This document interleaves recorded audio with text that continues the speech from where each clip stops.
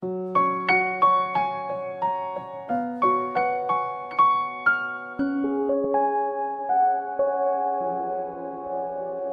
les bendiga, muy buenas noches a todos nuestros oyentes que nos escuchan, que nos ven por este programa Mujeres Arraigadas en su Palabra. Y continuamos con nuestra serie Despertando los Dones Espirituales. Hemos visto algunos dones, hicimos incluso hasta un paréntesis con el don de servicio, pero volvemos y caemos entonces a nuestros dones del Espíritu Santo. Y hoy tenemos un invitado muy especial que no es la primera vez que está con nosotros, pero que nos place gratamente tenerlo aquí. Es el pastor Pilar Alcántara. Un placer una vez más estar con ustedes.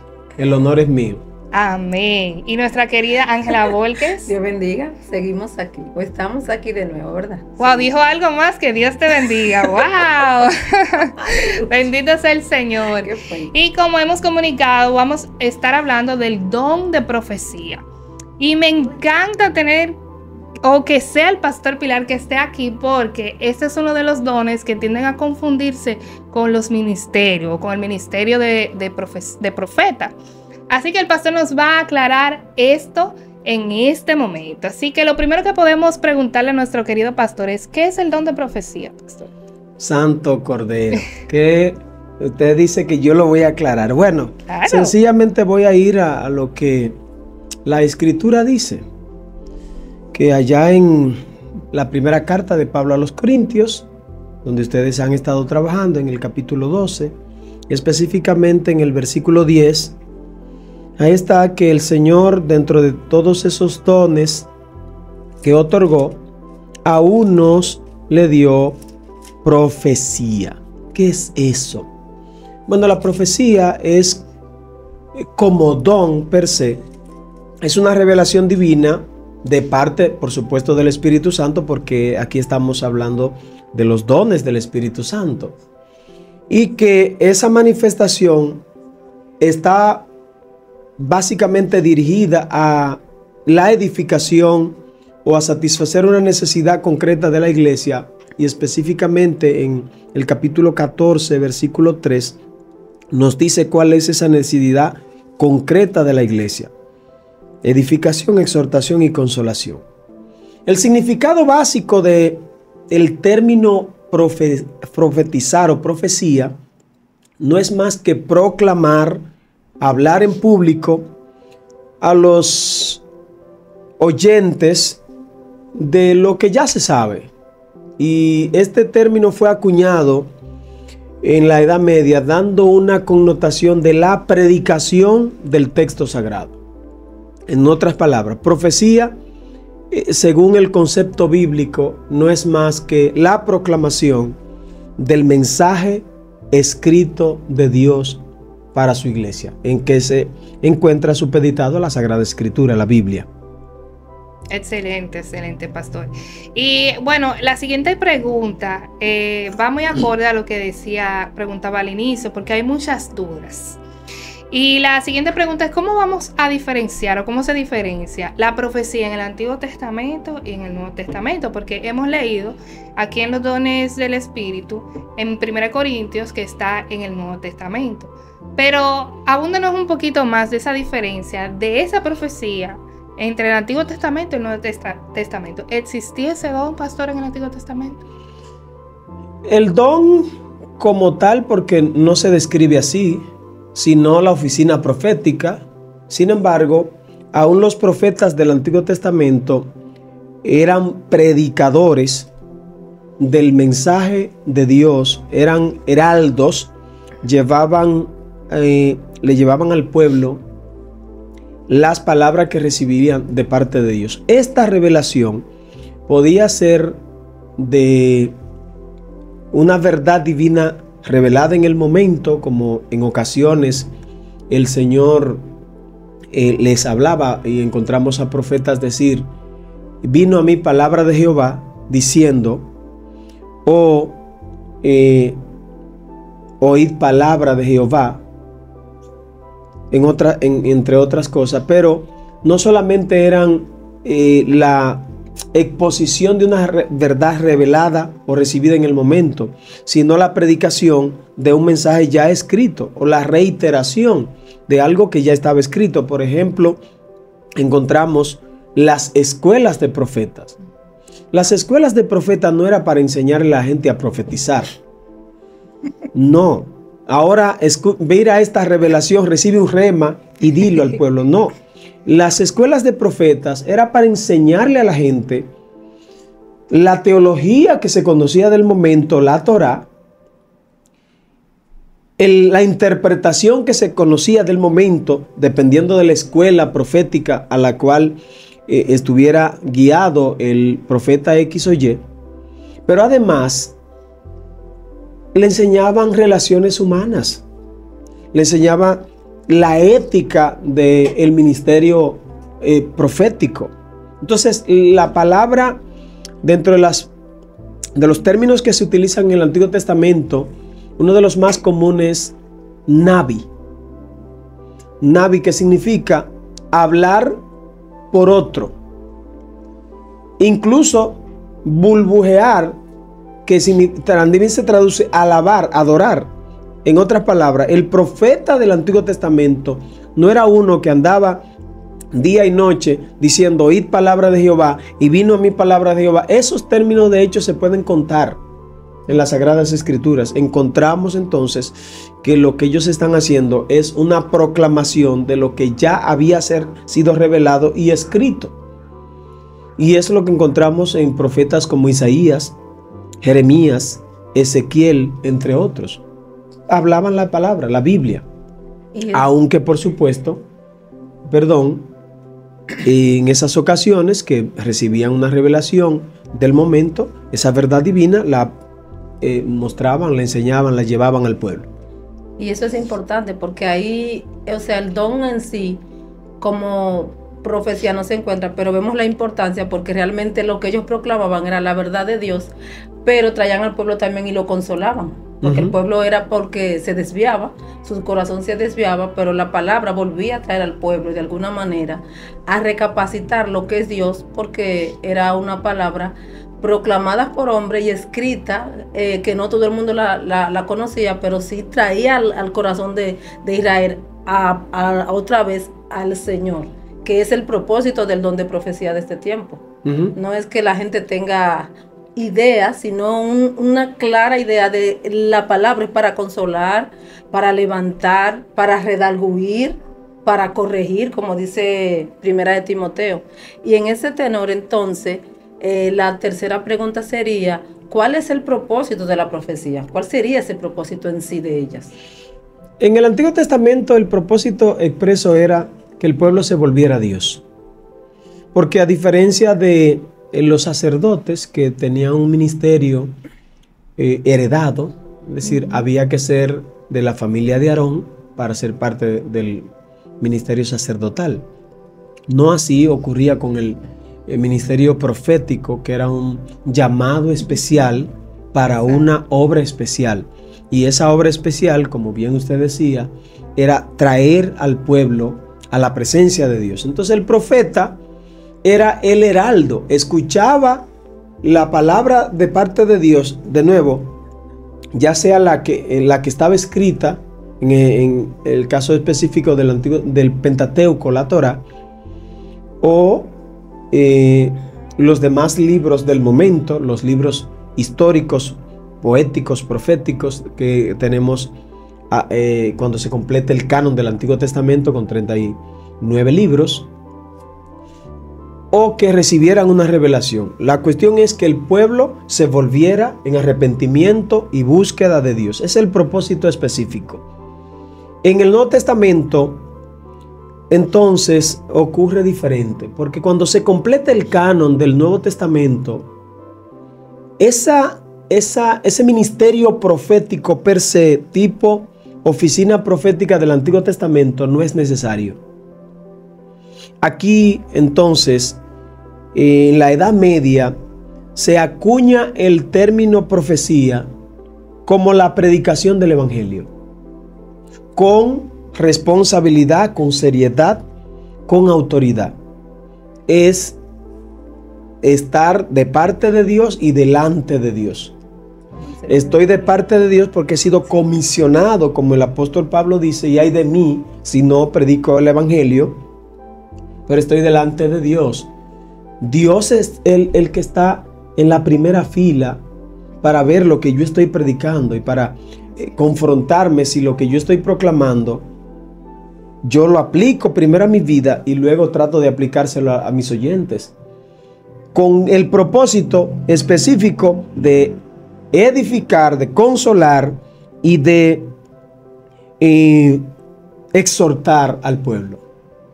Edificación, exhortación y consolación. Si la profecía del Nuevo Testamento no cumple con eso, entonces no es una correcta predicación y no es profecía entonces. Y ahí llega la pregunta del tapete, pastor, entonces. Si en el Antiguo Testamento era un ministerio como tal y vemos que en el Nuevo Testamento entonces es un don, ¿está vigente el ministerio profético en este tiempo? Porque muchos se llaman profeta tal, en muchos afiches, en muchos flyers vemos profeta fulana de tal, profeta fulano de tal. Entonces, ¿está vigente el ministerio, pastor, o lo que opera es el don? Sí, fíjese que el apóstol Pablo, que es el escritor de esta carta a la iglesia que estaba en Corinto, la primera carta a la iglesia que estaba en Corinto, también es el escritor o el autor de la carta a la iglesia que estaba en Éfeso.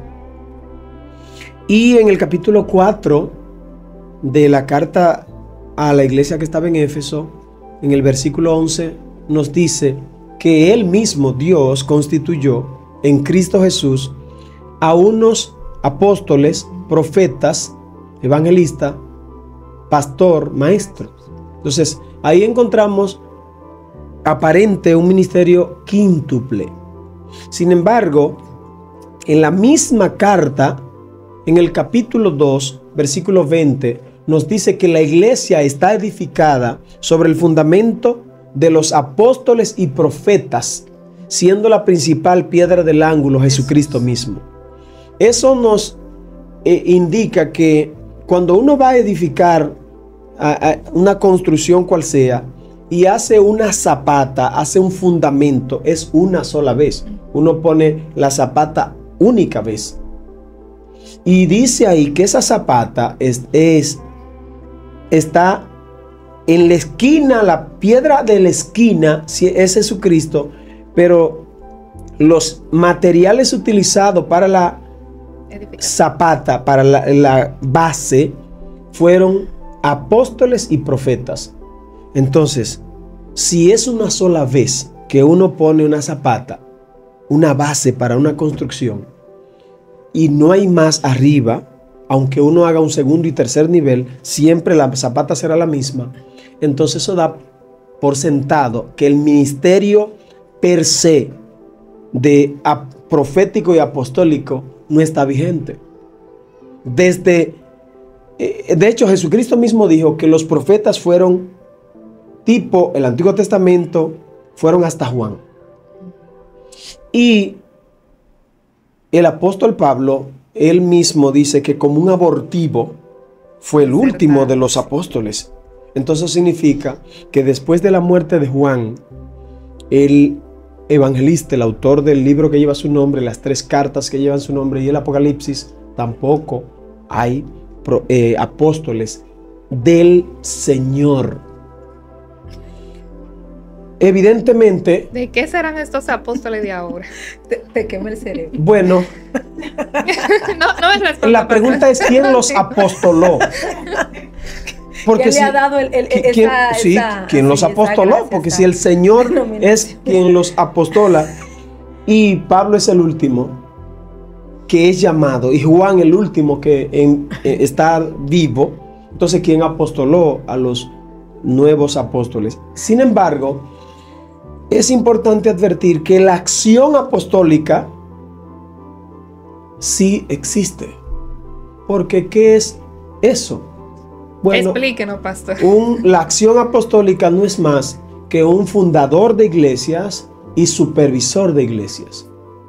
Bien. Eso es un apóstol, es un enviado a fundar y supervisar y alimentar la grey de Dios. En ese sentido, todo el que hace esa función es, en teoría, en la praxis, un apóstol de la iglesia. Pero el problema de los apóstoles modernos es que la autoproclamación implica autoridad. Ejercer su autoridad, porque ellos son los apóstoles. Control. Tú me tienes que respetar y someterme y obedecer. Y cobertura. Y esa cobertura implica entonces sembrar en mi ministerio y pagarme para yo darte cobertura. Ay, Dios mío. Cuestión que nada de eso está en las escrituras. Entonces lo mismo pasa con el profeta del Nuevo Testamento. En el Nuevo Testamento se pueden advertir experiencias o acciones proféticas, no solamente de varones, sino que también se hablan de unas muchachas que hijas de Felipe, que eran profetisas, y se habla del profeta Agabo.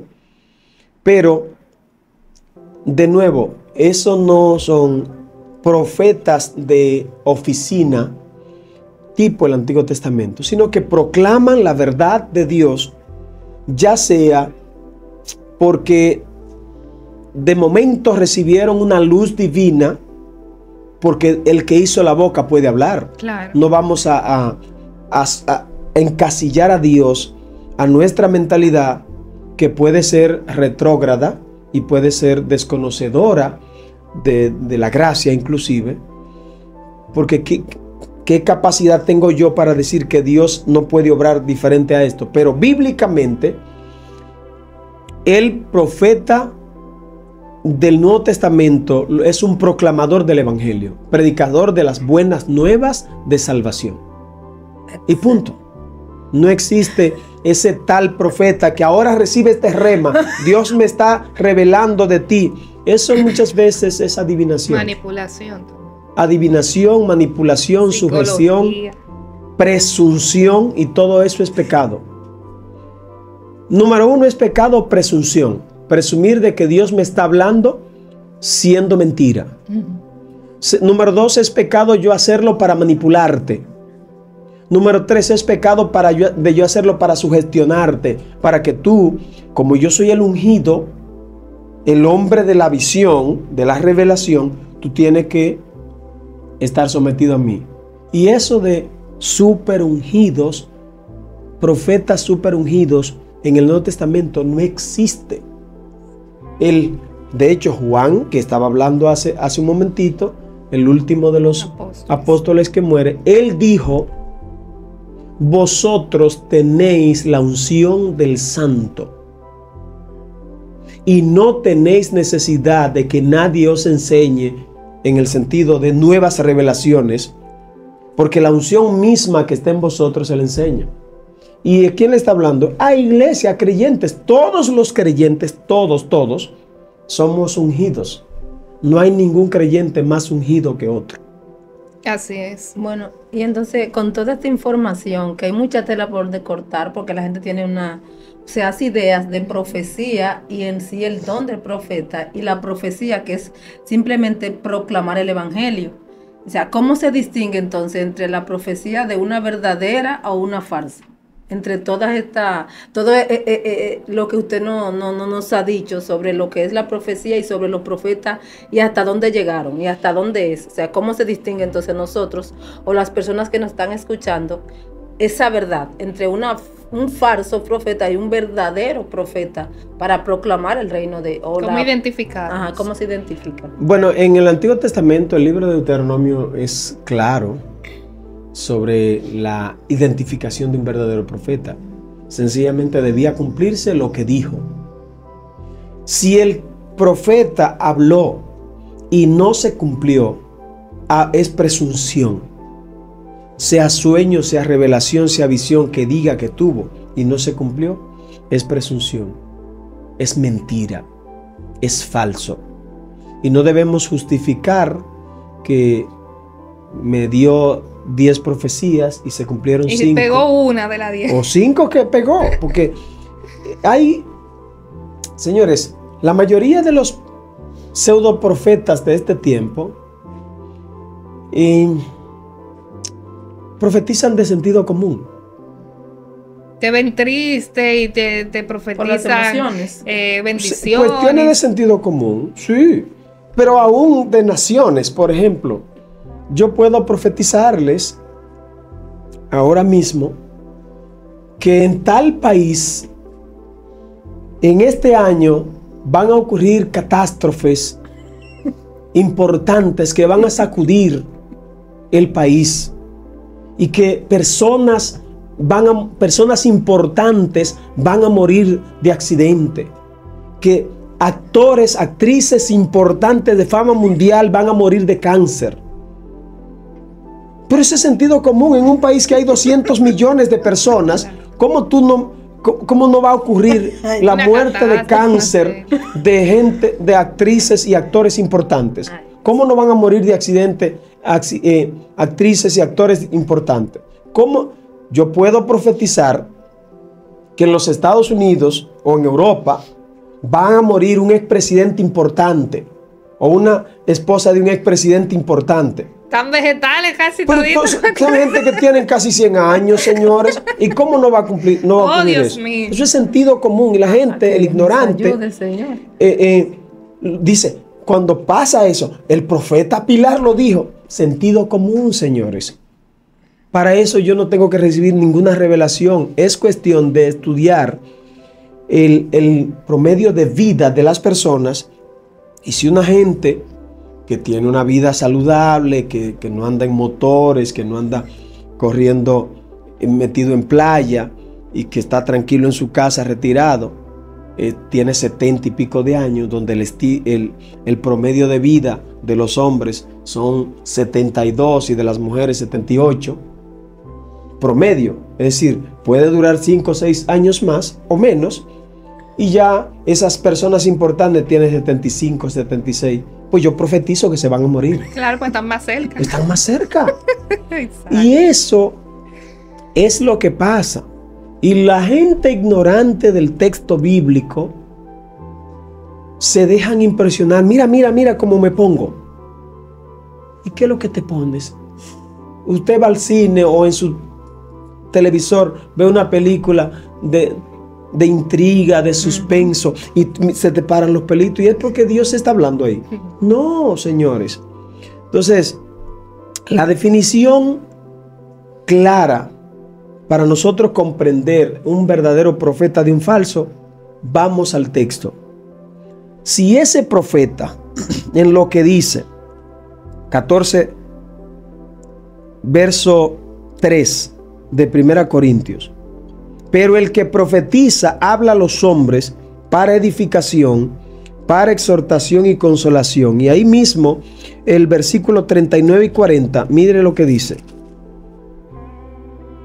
Así que, hermanos, procurad profetizar. La primera parte. Pero hágase todo decentemente y en orden. Es decir, el propósito del apóstol Pablo no es aniquilar el don de la profecía.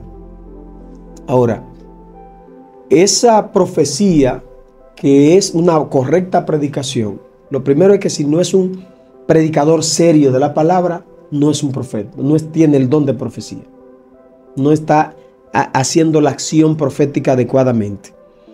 Segundo, si no está edificando, si no está consolando, si no está exhortando a la iglesia, al cuerpo de Cristo, tampoco es un verdadero profeta. Tercero, si no lo hace decentemente y en orden, tampoco es un profeta, no está teniendo un don profético adecuado. Es decir, el propósito de este capítulo 14 de primera carta de Pablo a los Corintios es justamente hablar sobre la supremacía del don de profecía por encima de los demás dones, incluyendo especialmente el don de hablar en otras lenguas. Porque cuanto abuso se hace de este don, independientemente que seamos continuistas prudentes, no continuistas imprudentes en todo el sentido, o que alguien pueda ser un cesacionista parcial cuando, bueno, es que no sé si ahora mismo no me llega si ya dieron el don de lenguas. No. Todavía. Ok, pues no voy a entrar ahí. Ni el de lengua, porque van por... La cuestión es entonces que el propósito de este capítulo 14 de Primera de Corintios es presentar la profecía como por encima de los demás dones, especialmente el don de lenguas.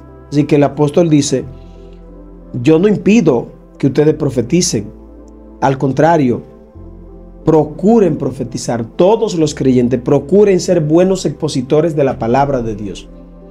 Eso pudiera ser en paralelo con el apóstol Pablo que le dice a Timoteo, procura con diligencia presentarte a Dios aprobado como obrero que no tiene de qué avergonzarse, número uno, y que traza bien la palabra de verdad. Es decir, que usa bien la caña, la vara de medir la palabra de Dios, que usa la tijera para cortar adecuadamente la palabra de Dios. Por tanto, hace buen uso del don de profecía. Así es. Eso es la mejor forma de nosotros conocer qué profeta es falso y qué profeta es verdadero. Bueno, pastor, y ya para concluir. ¿Tan rápido? Sí, porque el tiempo va hablando, pastor, como siempre. Ya que hablamos aquí en el Nuevo Testamento que el don de profecía está dentro de los dones y que los mismos son para edificación de la iglesia, sí, no podemos olvidar que de una forma u otra la profecía está ligada a la revelación. Y hemos visto personas que en determinado momento el Señor lo utiliza a través de este don y profetizan cosas futuras que después con el tiempo se cumplen. Entonces, ¿cómo opera este don? El don como tal, no el ministerio, sino el don como tal, para edificación de la iglesia. Porque vemos muchísimos, por ejemplo, personas que no son profetas, o sea, no se autoproclaman profetas ni nada por el estilo, y Dios lo usa en un momento determinado. Pastor, yo veo que en tal fecha usted tiene visa en mano y se va. Pasan los años, llega la visa y se va. Entonces, ese don de profecía operó ahí, fue para edificación de la iglesia, o que una persona que no pueda dar a luz, no pueda ser fértil, el Señor Dios lo use a una persona y le profetice y pase el tiempo y quede embarazada a pesar de todos los pronósticos. De nuevo, si nosotros vamos a una de las condiciones de la profecía del Antiguo Testamento, lo primero es que debía haber un tiempo tan significativo entre la proclamación y el cumplimiento que no haya forma de manipular el tiempo y los eventos para que eso ocurra. Expliquen un poquito esa parte. Sí, porque yo puedo autocumplir una profecía. ¿Qué es la profecía autocumplida? Bueno, yo te digo algo que no ha ocurrido y yo muevo los dados para que eso se cumpla. Ejemplo, una mujer que sea estéril. No. Científicamente. Hay que ver si científicamente es estéril. Si eso es verdad. Hay que ver si eso es verdad. Es decir, porque tenga 3, 4, 5, 10 años sin embarazarse, no tengo que dar por sentado que la mujer es estéril. ¿Y si es el marido? Puede ser que es el marido, pero yo te profeticé que Dios te arregla tus órganos reproductores y tú tienes 6 o 7, 8, 10 años con ese hombre y no nada, y entonces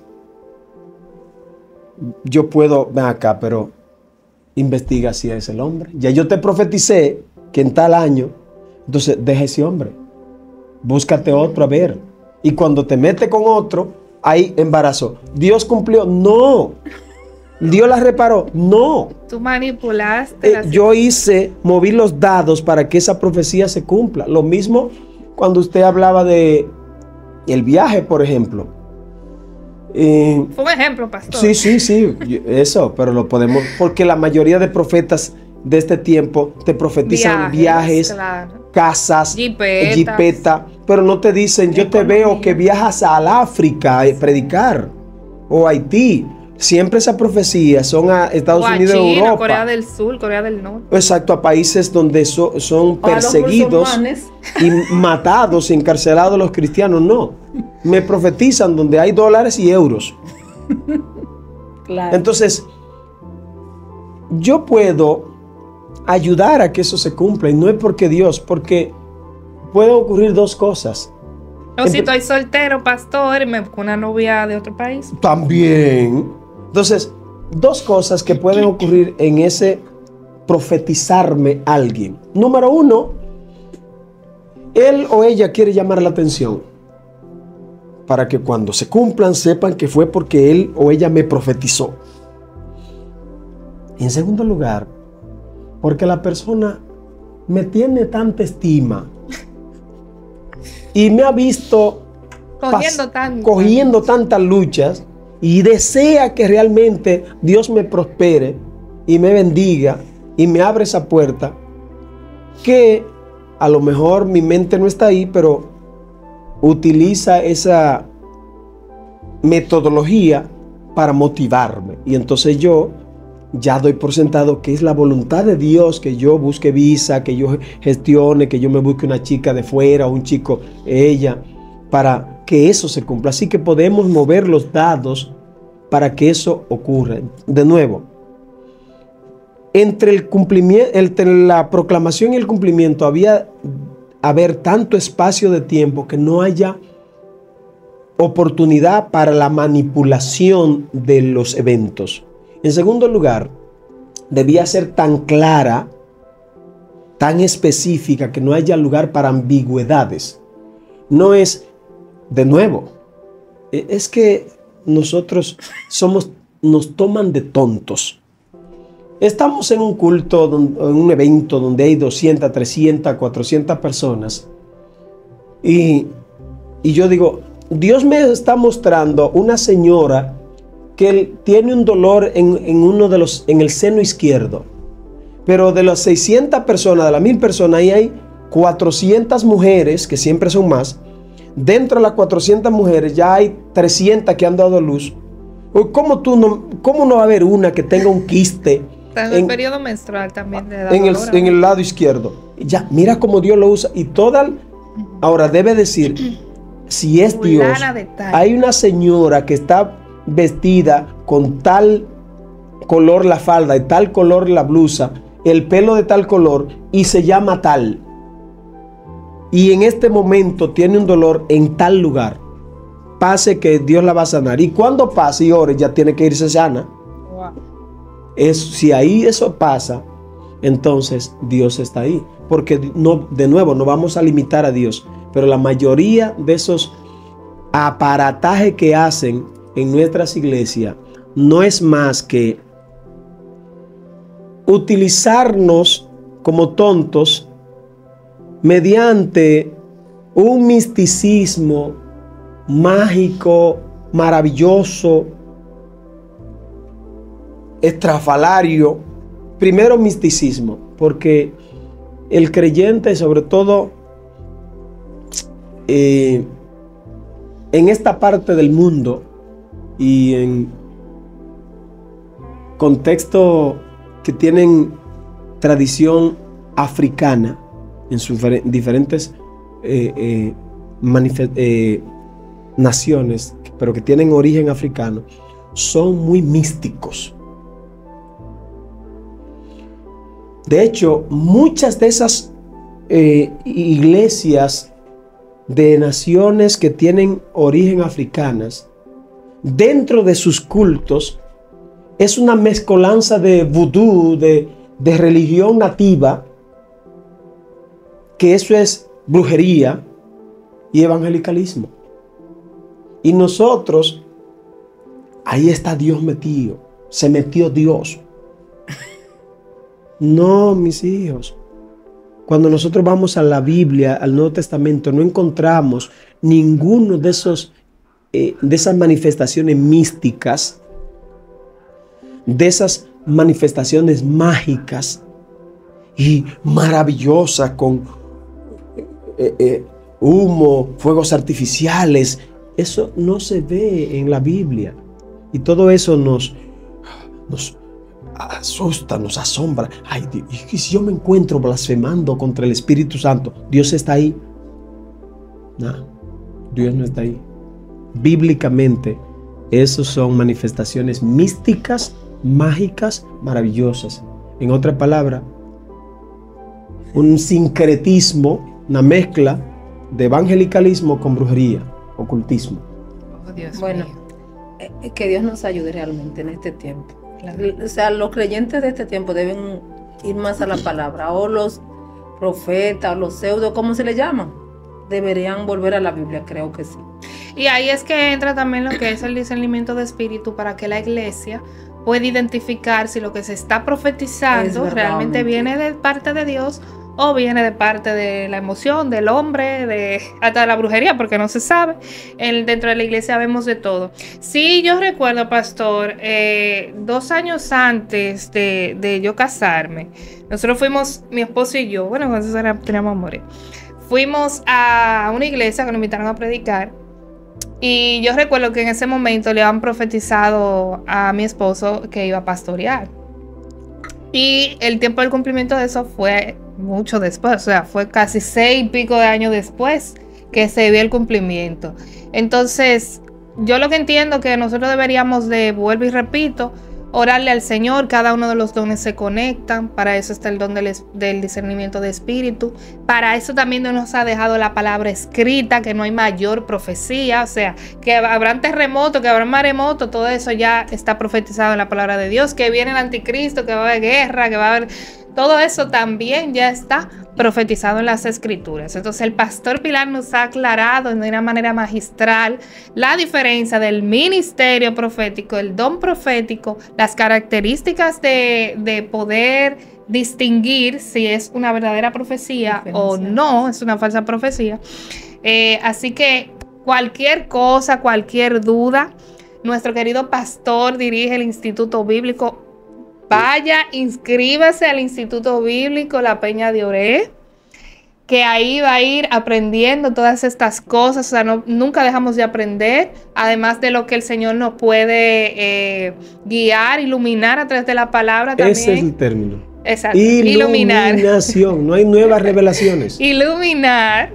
Entonces, pues ahí en el Instituto Bíblico La Peña de Oré sé que van a salir bien capacitados. Amén. Así que, pastor, mil gracias. Nosotros no quisiéramos tener 1 hora aquí, pastor, pero usted sabe que no podemos. Pero son 10 minutos. Yo sentí que fueron 10 minutos. Aquí se van rápido. Sí.